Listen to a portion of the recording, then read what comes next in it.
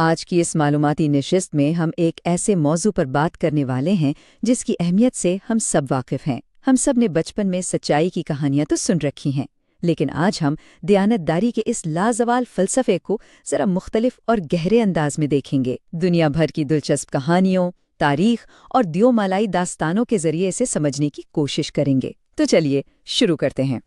بات کو آگے بڑھاتے ہیں مارک ٹوین کے ایک بہت ہی زبردست اور دلچسپ کال سے۔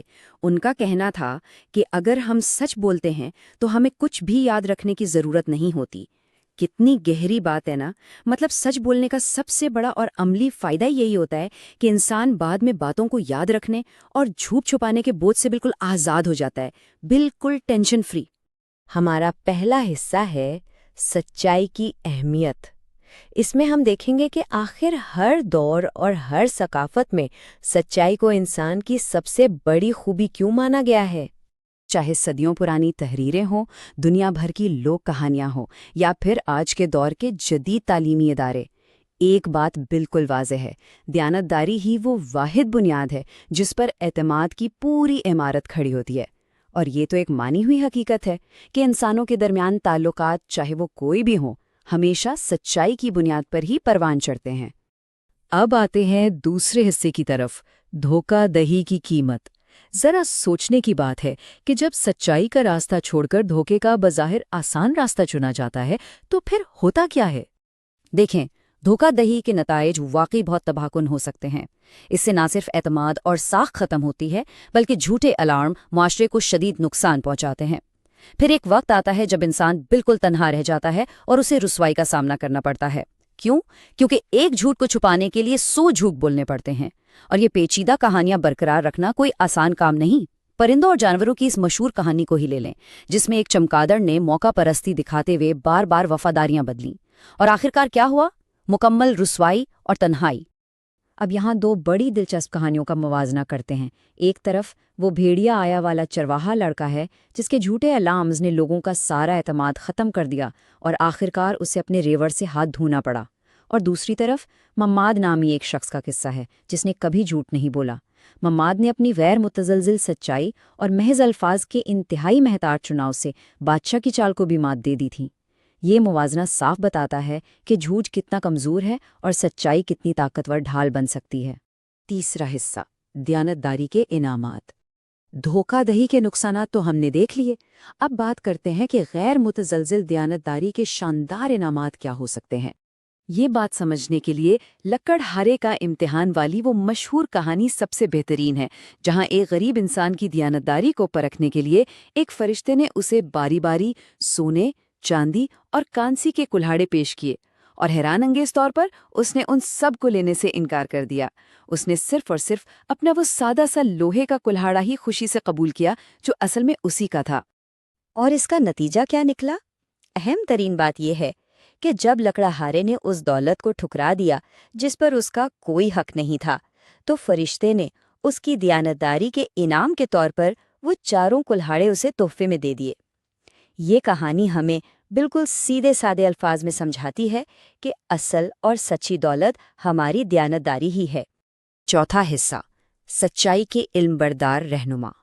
اب ذرا ان لوک کہانیوں کی دنیا سے نکل کر تاریخ اور دیومالائی داستانوں کے ان عظیم رہنماؤں کی طرف چلتے ہیں جنہوں نے سچائی کی عملی مثالیں قائم کیں۔ دیومالائی داستانوں میں یدھشٹھر کا واقعہ بہت کمال کا ہے۔ انہیں دھرم کا بادشاہ بھی کہا جاتا تھا۔ ان کی داستان بڑی متاثر کن ہے۔ جب وہ ہمالیہ کے طویل سفر کے بعد جنت کے دروازے پر پہنچے تو انہوں نے محض اس لیے اندر جانے سے صاف انکار کر دیا کیونکہ شرط یہ تھی کہ انہیں اپنے وفادار کتے کو وہیں چھوڑنا پڑتا۔ بعد میں پتہ چلا کہ وہ کتا دراصل دھرم کے دیوتا یما کا روپ تھا، اور یدھشٹھر کی اسی شاندار نیکی کی بدولت انہیں ان کی جسمانی حالت میں ہی جنت جانے کی اجازت مل گئی۔ مطلب اصولوں پر سمجھوتا بالکل نہیں کیا گیا۔ اور یہ تو داستانوں کی بات ہی نا۔ اگر ہم پوری انسانی تاریخ پر نظر دوڑائیں تو ہمیں ایسے حقیقی رہنما بھی ملتے ہیں جو دنیا بھر میں دیانتداری کے ستون مانے جاتے ہیں، جیسے کہ ابراہیم لنکن، مہاتما گاندھی، سدھارتھ گوتم اور جارج واشنگٹن۔ ان سب نے اپنی قیادت اور اپنے فیصلوں کے ذریعے دنیا کو دکھایا کہ سچائی کی طاقت اصل میں کیا ہوتی ہے۔ انہی میں سے ایک بہترین مثال ابراہیم لنکن کی زندگی کا ایک مشہور واقعہ ہے۔ بات ان کی جوانی کے دور کی ہے۔ ایک بار ان سے ایک گاہک سے غلطی سے 6 سینٹ زیادہ وصول ہو گئے، اور یقین جانیے اس معمولی سی رقم کو واپس کرنے کے لیے انہوں نے 3 میل کا پیدل سفر کیا۔ یہ واقعہ ثابت کرتا ہے کہ سچائی اور احتساب کے معاملے میں اٹھایا گیا چھوٹے سے چھوٹا قدم بھی انسان کے کردار کو کتنا بلند کر دیتا ہے۔ اور اب ہمارا 5واں اور آخری حصہ، دیانت داری کی میراث۔ سوال یہ ہے کہ یہ قدیم کہانیاں اور تاریخی مثالیں آج کے اس جدید دور میں ہمارے کس کام آ سکتی ہیں؟ اس کا جواب ہمیں دنیا بھر کے تعلیمی اداروں میں ملتا ہے۔ مثال کے طور پر 1864 میں قائم ہونے والا فورمن کرسچن کالج دیکھ لیں۔ ایسے کئی ادارے آج بھی ان اخلاقی کہانیوں کو بہت باقاعدگی سے اپنے نصاب کا حصہ بناتے ہیں۔ آخر کیوں؟ تاکہ طلباء کا کردار شروع سے ہی مضبوط اور دیانتدار بنایا جا سکے۔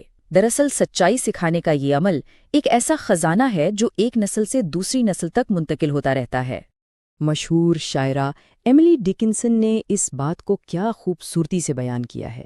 وہ کہتی ہیں کہ سچائی اتنی نایاب چیز ہے کہ اسے بولنا بہت خوشگوار لگتا ہے۔ واقعی جب کوئی چیز اتنی نایاب اور خالص ہو تو اسے دوسروں کے ساتھ بانٹنا دل کو ایک عجیب سا سکون اور خوشی دیتا ہے۔ سچائی کی یہی تو وہ طاقت ہے جو سیدھا روح میں اترتی ہے۔ تو اس معلوماتی نشست کو ایک بہت ہی اہم اور سوچنے والے سوال پر ختم کرتے ہیں، جو ولیم شیکسپیئر کے ایک خیال سے متاثر ہے۔ جب یہ طے ہے کہ دیانتداری سے بڑھ کر کوئی اور شاندار میراث ہو ہی نہیں سکتی، تو پھر ذرا سوچیں، آج ہمارے اعمال اور ہمارے فیصلوں کے ذریعے کون سی میراث چھوڑی جا رہی ہے؟ یہ وہ سوال ہے جو ہمیں ہمیشہ خود سے پوچھنا چاہیے۔ ہمارے ساتھ اس تجزیے میں شامل رہنے کا بہت شکریہ۔